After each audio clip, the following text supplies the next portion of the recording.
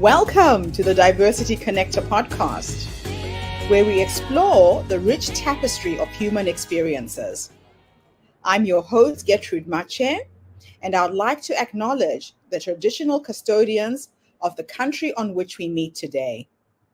I would also like to pay my respects to elders, past, present, and emerging, and together as we dive into conversations that bridge cultures, challenge stereotypes, and celebrate the unique perspectives each of us brings to the table. Each episode is a journey through stories and insights from a kaleidoscope of voices, each sharing their colorful narrative. Whether you're at home, on the go, or just anywhere in between, you're now part of a community that values understanding, inclusivity, and the beauty of diversity. So plug in your headphones, get comfortable, and let's connect through the power of our shared stories. Welcome, and thank you for joining us on the Diversity Connector podcast. Hello, everybody, and welcome back to the Diversity Connector. This is Gertrude Mache here in beautiful Melbourne, Australia. And today I am graced with the presence of yet another interesting guest. Welcome, welcome, welcome to our show. As you know, the Diversity Connector is bringing you stories, insights from people from all over the world to uplift, inspire, and energize you. So please tell everybody your full name, where you're based, and share your story with us today.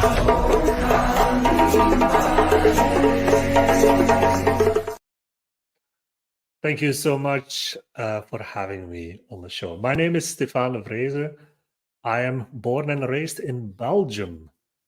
And my story is about Titanology, is my current business, and how it got all started. Well, there's quite a story around it because I'm a gay man, but I came out late in life when I was 36. I'm now almost 44. So some people might say that I'm a baby gay. But I actually already knew that I was gay when I was 26. And for a long time, it means that I was in the closet for a long, long, long time. And when I finally came out, I was always looking for a way where I belonged in our community. And it wasn't only until COVID hit and I had to change my full professional life into something completely new because I was doing freelancing for a decade in corporate and I really didn't enjoy it anymore. And I really want to build something for myself. I did it in the past already. I created a computer store. I created a web design firm and so on. So I already knew how to build a business. And I'm always big on community building as well. I was a basketball coach for many, many years. And I also created a basketball community online. And all of that together made me realize that I had to create something like Titanology where I can bring people together to help them build businesses. And so I can do coaching, so I can help them. But at the same time, when I started, it was for everybody. It was not specifically for LGBTQ+. And I was still struggling to find my way in our community. And after a while, I really figured out, like, wait a minute. I'm doing this technology thing, but actually, I'm also struggling to find my place in the community. What if I combine those two, right? What if I surround myself with LGBTQ+ entrepreneurs? And it made so much sense that since that point in time, I never looked back. I really started to build this community of LGBTQ+ entrepreneurs around me. It felt so natural. It felt so good to finally feel I belong somewhere in our own community. And it's so important for me. And this is now more than 2 years ago. And like I said, I never looked back, and I'm still doing this. This is my full-time job. This is something that I'm building with a lot of passion. And it's something that I want to give back to the community as well, because one of our main goals, let's say our vision for Titanology, is that we want to help eradicate LGBTQ+ business failure. This is very important for me, for us, because I see people from our community starting a business because they want to escape a toxic workplace. They want to escape a bad situation, and they want to build a life of freedom. They want to achieve that freedom, the wealth, let's say. But in many cases, they don't have the resources. They don't have the guidance. It's already hard enough being from the LGBTQ plus community and being marginalized, being discriminated upon, and so on, that if you start a business, well, it's even harder, right? So I want to be there for people that start this journey, that want to build something for themselves. And I want to give them the guidance, the tools, and so on. And of course, I'm also building my own business. So I'm not just doing this for free because I want to help as many people as I can. I have to build my own business, right? I have to grow my own business myself as well. But really, it's a true passion. Like, I joke about it many times, sometimes, that I say to people, like, I don't feel like I'm working anymore. This is just so much fun to do. I'm not saying this is easy, right? Building a business is hard, right? It's not for the faint of heart. It will challenge your mindset. It will challenge everything that you do. But at the same time, the rewards that you get from people, the sense of purpose that you have in your life, it's everything. Honestly, for me, this is everything. So I wouldn't want to change it for the world at all. And this is what I want to give back to the community as well, right? So technology is all of that, is building that community of queer founders, queer business owners, to help them start, grow, and scale their business. And we keep growing. It's something that here in Belgium, where I live, sometimes also I get from people like, why is this really needed, that it's specifically for LGBTQ plus? Because you're already open, right? You're already included in society, right? This is what I get from people in Belgium, the Netherlands.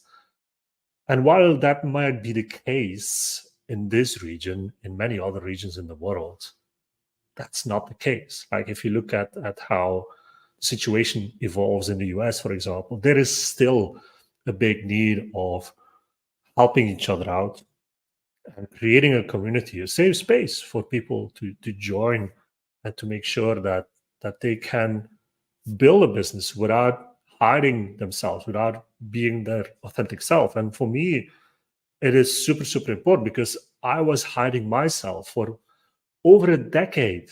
Can you imagine? Over a decade that I was in the closet, that I was not being my authentic self, and that I made up stories in my mind that I needed to do this. I needed to hide myself, because otherwise I would not get any opportunity. Back in the day, I was thinking I wanted to be a professional basketball coach, and I was always thinking, like, if I came out, that would just stop any chances of getting into professional basketball coaching, which was not a great way to think. Like, I would say it's stupid to think like that, right? Because it's not true. But that's the stories that we make for ourselves. And that's why creating a community like this is important, because if you can join other people that are doing the same, that are out and proud, that are building their business, then you don't have the feeling anymore like, I have to hide because otherwise I don't get any chances, like, or I have to hide because I don't get any new customers anymore. No, there's tons and tons and tons of people out there that are doing the same as what we're doing, and being surrounded by them makes it super powerful, super impactful. And I wish I had this many years ago, because that would have saved me a lot of time, a lot of heartache. I don't like to look back at it with a lot of regret. I mean, it made me to who I am right now. Right? This whole experience of not coming out and going through all of this actually made it so that I created technology. Otherwise, there might be something else. I don't know. But so I look at it also that way. So I try to not look back too much to the past and say how I regretted it, and how I lost a lot of time, I just use it as fuel to do more. I use it as fuel to keep going day in, day out. Because building a business, like I said, is not easy, right? It's something that a lot of people underestimate. But I will tell you this, as an LGBTQ plus person, we are more powerful than we think. And this is a message that I bring time and time and time again. Wherever I speak, whatever podcast that I'm on, I want to make sure that you hear this. We as LGBTQ plus people, we are more powerful than we think. We have to lean into our power so that we can use that power to do great things. And I'm talking a lot about business building here because that's just what I do day in, day out. But in life in general, like, we shouldn't be hiding our queer selves. Why I say that, and especially in a business context, it's important for me because being queer for me means that we are more open-minded. We are more creative. We are more resilient as well because we've gone through a lot of the things, right? We've gone through the coming out, we've gone through hiding, all of these kind of things. So we're more resilient. And if there's anything that we need to, as entrepreneurs, to build great businesses, is that we have to be unique, right? We as unique as we can. So that's us, right? We cannot be more unique than that. You have to be resilient. You have to be open-minded. You have to be creative. So all of these pieces come together, and it makes us better entrepreneurs. That's why I really would love everybody to step into their queer power. Even if you don't want to build a business, that's fine. You can still, if you're working in a workplace, you can be an intrapreneur, as they call it as well, right? Find your queer power and really use it to your benefit. For me, that is, I cannot repeat this enough because I see too many people like myself. I was hiding my queer power. And the moment that I stepped into it, look, I built something like Titanology.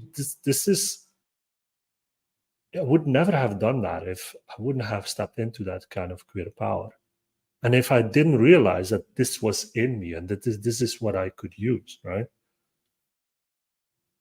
And the funny thing is that a lot of people around me, they already knew. For all these years, they already knew. Oh my God, I was so scared to tell my parents that I was gay. And my mother said, like, oh, but I already knew. Like, what are you talking about? Like, this is not a surprise. And I was hiding myself for 36 years. Can you imagine? Right. So if it can be an inspiration for anybody to not hide yourself, be authentic, and use that power to create something for yourself, a business, whatever it is. But this is something we have to step into. We have to use it. Otherwise, it's a waste almost. It's sad to see sometimes that we have to hide it, right? And we have to help other people to inspire them to do the same. Because, like I said, like, okay, here in Belgium, the Netherlands, there's a whole other situation than in many other places in the world. But if we can inspire them, if we can help them, that's also part of the whole journey for ourselves. For me, I'm close to the European Commission, for example. We went to the European Commission last week to visit and to see what are the efforts being done for our community. And just being there and showing the support means a lot to the people that are working on it, but also to the people that need it. Even in Eastern European countries here, it is much needed, right? Or in the US. So I would thank Gertrude for inviting me to this podcast and giving me the opportunity to share my story. And hopefully this can inspire people to step into their queer power and build something amazing. Stefan, thank you so much for sharing your journey with us today. You know, These are stories that need to be told. The whole vision and mission behind the Diversity Connector is to motivate, inspire, and really break down the barriers that hold down people in minority groups. So, can you tell us about your mission to eradicate business failure, especially for people in your community, and why this is so important for you for the businesses to succeed? Well, failure can mean a lot of things, of course. And with what I mean with failure is people that are starting their own business, they started it for a reason. And failing means that they have to quit, that they have to stop doing that they have no other ways than to go back to a 9 to 5 job or to a toxic workplace. That is for me really the failure. If you start something and if you start a business and it doesn't work and you have to start a new business, okay, that's part of life. Same for me. I Yeah. think I started 5 or 6 businesses. But eradicating LGBTQ plus business failure is all about making sure that people that are having the dream of building their own freedom, right? Their financial freedom, they're just the freedom of going wherever they want to, or to live wherever they want. The freedom that they always felt like it wasn't there because they had to hide themselves, they had to be somebody else, right? That kind of freedom, a lot of people in our community are striving towards that. And that is my mission, to help anybody to get to that point. I want to help everybody, right? It's a big goal for sure, right? But I'm okay. This is something that I will be doing for the rest of my life. So I have some time to complete that goal. But having that goal in my mind gives me a lot of energy, gives me, again, the purpose why I do what I do. And I hope Yes. it helps a lot of people. It definitely will. So, as an LGBTQ plus business strategist, what key strategies do you advocate for creating sustainable business growth without increasing the workload? That's a good question. Mm. What I always talk about is making sure that from the first moment that you start something or that you keep growing your business, you always think about, where do you want to be in 5 or 10 years from now? How does it look like, right? You Yes. build a business to build your freedom. So, okay, that freedom, how does that look like, right? Okay, for me, for instance, I want to be at a situation where I can go to a beach house in the summer, where I can take even a helicopter to go to a conference where I'm going to speak in front of thousands of LGBTQ plus entrepreneurs. It Yeah. sounds almost crazy to think like that, but the fact that I think about that all the time means that Hmm. every action that I take will lead towards that kind of point in time. And it also means that if you want to build something that eventually can run without you, because you want to get to Yeah. that point, because you're not building a business just to be stuck in your business, or you're just creating another job for yourself, is if you have that in mind, again, the actions that you will take, the systems that you will build, the people that you will engage with, the collaborations that you will build up, will all lead towards that point. So the first step really is to think outside of the box, think with the end in mind, with where you want to be as your personal future vision. Start with Yeah. that, break it down into smaller pieces, even in the smaller pieces that you can do today. Yeah. If Yeah. you have that direction, you will get there. I love that. I absolutely love it. So, how do you see supplier diversity impacting the LGBTQ plus community, business community, and the broader economy? Supplier diversity is a new term, is something new, especially here in Europe. Yes. I'm pretty sure in Australia, this is also something pretty new. It comes from the US. And it really means that the corporate businesses, and their first degree suppliers, the people that are supply to these corporates have social responsible idea about the fact that they want to help minority-owned businesses, LGBTQ plus owned businesses. They want to help them get opportunities.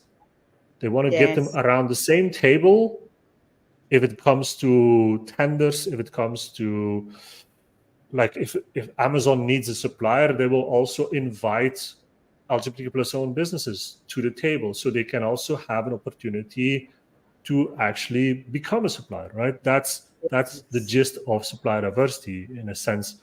The other day we had a podcast episode about this, and the person that I was talking to explained it very well. It's actually building an ecosystem. It's an ecosystem for LGBTQ plus owned businesses, but also broader than that. But it's building that ecosystem from the ground up. So the corporates are there, but at the same time, suppliers of the suppliers of the suppliers, they all want to have that kind of responsibility to help each other get into these opportunities. And if we plant the seeds now, then maybe in a few years there will be more diverse suppliers, and that will help the society, because we already can see in the workplace, if we are more inclusive, we are more diverse, it helps helps the business to be more profitable and so on. So building a whole ecosystem is super important, and it starts from the top but also from the bottom and everything in between. And supply diversity helps a lot, because we start thinking in that way, right? We start thinking that way, and we understand that this is needed. Yeah. So could you share a success story from your work with an LGBTQ plus business, and what unique challenges did you help them overcome? Absolutely. I have two major case studies that I can always share, and they're both more or less the same. It's where it began was that the business owner was stuck and just doing all of the things themselves. While they have a team, they had a team, but they were still stuck in their own business. And all of them were trying to fix that. All of them were trying to get some help from other people. But the fact that I was there, being from the LGBTQ plus community, that made that kind of connection so much easier for them. So they could basically talk to me about business and about getting out of that situation without holding back. And I think that is a very important point, because in other cases they had to hold back because they were gay and they had, these kind of specific things around being LGBTQ plus. They didn't have to do that with me. They could even talk more about that, which helps tremendously, because in many cases business owners, they are interconnected. The business is interconnected with their personal life, so you can't really disconnect that. So it's important to have somebody that understands what is also happening in your personal life. Now, the success story is that with implementing our way of helping businesses to grow, we were able to help them achieve 60% more revenue in 6 months. We were able to achieve their annual goals. Annual goals, we were hitting those in just 6 months. And that's really cool to see. And also the business owner was actually able to delegate efficiently. So they're in a situation that they can just do what they love to do, right? They don't have to do everything anymore. They can focus on the things that they love. They have the freedom right now to focus on the things that they love. And for me, that's the biggest result and the biggest success story, I would say. And that's where you excel, if you are working in line with your passion. It's not work anymore. You could wake up 24/7 and it doesn't feel like work, correct? Yep. 100%. Yeah, that's the ultimate goal, I would say. Yeah.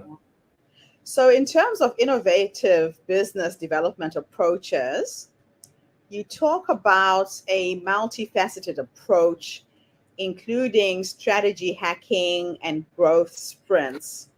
How do these methods specifically benefit LGBTQ plus businesses? I would say that growth sprints is something that is very important in the way that we do things. Is it Yes. specifically for LGBTQ plus? Not really, because anybody can use this. The Yeah. concept is really stemming from Agile. So anybody that knows Agile, this is a way of implementing principles within your business so it becomes more agile. It becomes more easier to include experiments, because growth Yeah. sprints are experiments in a short period of time, usually 2 weeks. That's a sprint. And Okay. we implement some ideas that we have, like this idea will help us improve our business. So we do that in those 2 weeks, and then we quickly get the feedback from customers, from the team, from anybody that is involved, and we also measure what is happening. And with that Yes. data, after 2 weeks already, we can adjust. We can say, okay, this is working, it's not working, we need to adjust a little bit to the left, a little bit to the right. And every single growth sprint, we can keep improving, which means that after a month, after 2 months, you have already improved more than if you just have a big to-do list and maybe you will do something in the next year or the next month, I don't know, and it never happens, you know how it goes. This means that that's why I said, like, okay, within 6 months we were able to increase the revenue, because we did these kind of growth sprints and we were I love very that. fast and nimble on implementing the best strategies there. Yeah. I love it. So, how do you work with freelancers, coaches, and consultants within your community to empower them in their business endeavors? One thing that I realized is that a lot of us that are building our own businesses, we feel lonely Yeah. because we don't have that many people around us that are doing the same thing. In our Doing, close yes. circle, friends, family, we are lucky if there are other entrepreneurs in that kind of small circle. So we tend to just stay on our own. And with Titanology and our Out and Proud business hub, as I call it, we try to get all these people together so they can Yeah. talk to other people that are doing the same, so they can feel they belong to a group that is doing the same. So that kind of loneliness is getting less and less and Right. less, because it's important, because mindset is something that for a lot of business owners can be a big hurdle, right? If you don't have the right mindset, and being lonely and feeling stressed and feeling frustrated and so on, and not having anybody to talk about it that can actually understand what it means to build a business, can have a big Yes. impact into your mindset. And that it comes back to, well, if you don't have the mindset to go on, you will quit. That's the failure, Yeah. and I don't Give want up. that. So with Yeah. what we're doing is we bring these people together so they can feel inspired and they feel supported and they feel accountable to each other, and this helps tremendously. And that's the biggest way that we can help with our community, right? By Yes. building this Out and Proud Business Hub. Yeah. I love that. Yeah, it's always about getting that support. So, can Yeah. you explain how Matchup Media transforms online audiences into dedicated fans and customers, particularly for those in your community? Matchup Media started when COVID started, and it was my attempt to create another web agency, marketing agency. And Hmm.